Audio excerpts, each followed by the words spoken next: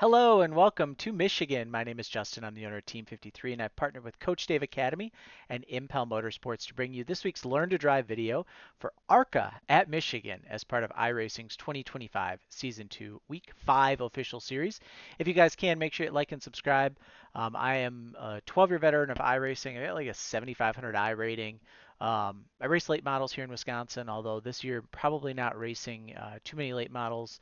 My daughter Sydney is 12 and she wants to start racing, so only so much money can go around. And I think we're going to just concentrate on letting her race this summer. And if I can pick and choose a couple races here and there, we'll definitely do that. But just got to wait and see. ARCA here at Michigan is going to be a draft fest, and it's going to be a ton of fun. And you guys are going to plow arrow tight in the corners, and you're going to complain, but it's going to be great. We're going to have fun. So let's go out here for qualifying. I'm going to kind of speed this up though because these laps do take forever and I don't want this video to be 25 minutes long like it was last week. So you're going to come out in tire heat. It's a gas brake swerve left right and just do that, a little ways down, maybe until you get to the grass, and then you're going to get up to speed. And what we'll do is we'll stay on the apron and we'll come up on the backstretch, get in fourth gear. We're going to go high here in 3 and 4. And we're just going to use this lap 1 to build heat in the tires. We're not really looking to do a whole lot with it. We're just going to build heat. So you see I went a little high there in 1. We got a good run down the backstretch here. Building momentum, building heat. Then we go off into 3, way up high. And now we come down at this to get our green or a white flag lap. So this would be our fast lap. So what we're going to do is as we come off this corner, we're going to run this banking down the track and we're going to go down onto the apron. And our goal is going to be to get on it before we get to the Geico zone or at least to be crossing over there. Why? Because the transition from the banking down to the apron is going to be more severe as we go further along into the bend here in the trioval, or in the, I guess the dog, I don't really know what you call it. We'll call it the D shape. So it'll scrub speed off because that front valence will hit. So the earlier that you can get onto that, the better. I mean, ideally, if we could get onto it down here, that's even better because then it's pretty much a smooth transition. But this will work just fine here. So we grab the start finish line. We're way down here on the bottom of the track. Pretty much as close to the grass as we can be. This is what it kind of looks like from my car, right? Super low. So we come up here and then we're going to transition up and we're going to go up as high as we can to this wall. And then we're going to arc the car down and just, I call this kind of a sissy lift, but just a light little lift going into the corner to get the car to rotate down. And then you're going to drive it down full throttle all the way down to here. And you're going to be carrying so much speed off this corner that you're going to start to go to the green. So you'll drive down the backstretch, and as you can see, I'm really just using this seam and straddling that seam the entire length of the backstretch is what I'm using as kind of my guideline to know that I'm at this wall close enough. And it's super easy to do, and these straightaways are long enough that you can really see it. As we get ready for turn 3 here, we're going to go through some billboards, and then we're going to start to turn in. There's really not a good point, I guess, before whatever name that is on the wall there. So you go past the Firekeeper's Casino. That's where you'll start to turn in for the corner. Just slightly past there. And then our goal for 3 and 4 is going to be to bring this car down. We want to get these left side tires down here for sure, if not the whole car if we can. So we drive the whole car down.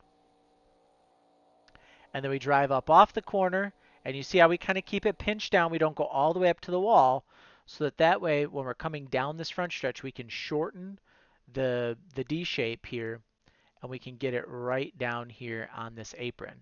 And we just drive right off like that.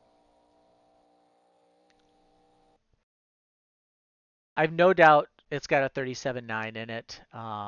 I think you'll definitely see some nines.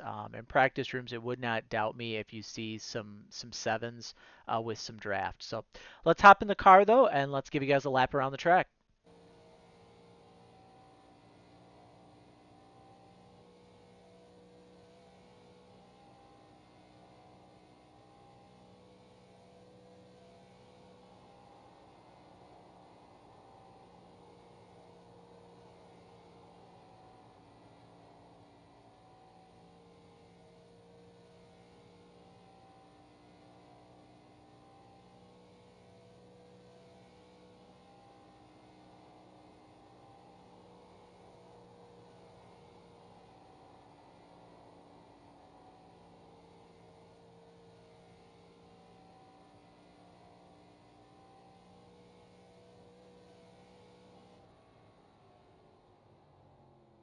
So there is your lap around the track with it. So not too bad. Pretty quick laps, pretty flat out. Race trim wise is going to be pretty much the same. The big thing though that I would kind of encourage you guys to do here is you're going to lift a little bit more going into the corners. And we have to lift more. One, because we're going to be in the draft, but two, we have to lift more because we need these tires to last the duration of the race. And as you guys have found out in the ARCA cars, the more you abuse that right front, the harder it's going to be late in the race. So if we can take care of it early, you can likely charge to the front, even in these races, with what guys are going to be giving up on the back end of the run. So don't be afraid to lift for a little bit longer. For me, the bottom lane was definitely better. Here you can just kind of see I'm playing around with some stuff. But the bottom lane through the corners was definitely better. I think after a certain point in the race, probably about 7, 8, 9, 10 laps into it, you'll start to see guys start to move up in the corners a little bit to give themselves a little bit easier of a time driving. But I will tell you from running hosted races with like V8 supercars and Daytona prototypes and just weird cars, if you can get your left side tires, even late in a run, down below this first seam in both 1 and 2 and 3 and 4, it'll hook the car and it'll really make it easier for that car to rotate. And you'll be able to drive it a little bit harder than what you would on the outer lanes just because you're able to rotate it better there. And then before I forget too, we're at a 10-to-1 with a +4 offset. I didn't mess with brake bias. You're not going to really be using brake here. And if you are using brake to pit, your race is over anyways. So just get to the pits. It's not that big a deal. But 10-to-1 +4. I just don't like as far right as what iRacing has it for going down the straightaways. You can see too here down the front stretch, I'm cutting through onto the apron. And that's something that you guys are really going to have to get into a habit of. Um, it's worth tenths. Here, Auto Club, same story. It's tenths faster to go all the way down there and follow. That being said, if you're in a group of cars and you're the only one dropping out of that draft, stay in the draft. The draft is going to be much more valuable to you than what dropping down to the apron will. In terms of passing, I think it's going to be really difficult. I think your best way to pass is going to be waiting for guys to push tight on exit of the corners. So once the tires kind of burn in and they start to get really tight, I think they'll have a tendency to kind of plow a little bit and you'll be able to really make some things happen. So just kind of keep that in mind here, that it might be a situation of wait to pass, just kind of ride. If you guys haven't already found this out, aero is really key. And in these ARCA cars or any of the NASCAR stuff, your left front is super important. If you can keep air on the left front, you won't get as aero tight. So if you're following someone and they're giving you a lane on the bottom, take half that lane and get that left front there, and that's going to create that downforce on the front of the car, which will really help you drive off. Um, the other big thing here at Michigan is just being aware, right? It's really easy here to run 3 wide. It's really, really easy to wreck running 3 wide. And I kind of use like a general rule of like the bottom lane really gets these first 2 lanes in the corners. You can run and crowd them, but just be aware. I mean, it's a D-class series. So does it make sense to crowd someone super tight? Whereas if you just kind of ride with them, maybe we don't wreck. But bottom lane, second lane, third lane, and fourth lane. I would really kind of say bottom lane, second lane, and third lane. If I had my choice, bottom, combine those two for set, or bottom gets these 2 lanes, second lane, and then third lane gets the top 2, just to be safe. But the other thing is too, if you do see someone running the top, a lot of times tracks like this, when they come up off the corner, they're going to feel like they're really tight and they're going to keep a ton of steering wheel turned into it. And then they'll come off the corner and they'll come down a half a lane or a lane. So you really have to be aware of if that guy on the top is coming off that corner, he might come down inadvertently and he doesn't even know he's doing that, especially if they're on single monitors.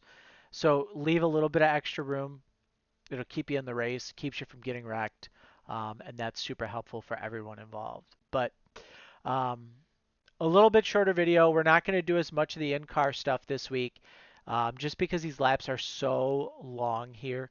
But if you've watched any of the videos from the past few weeks that I've done of the ARCA car, you already understand how to tire save.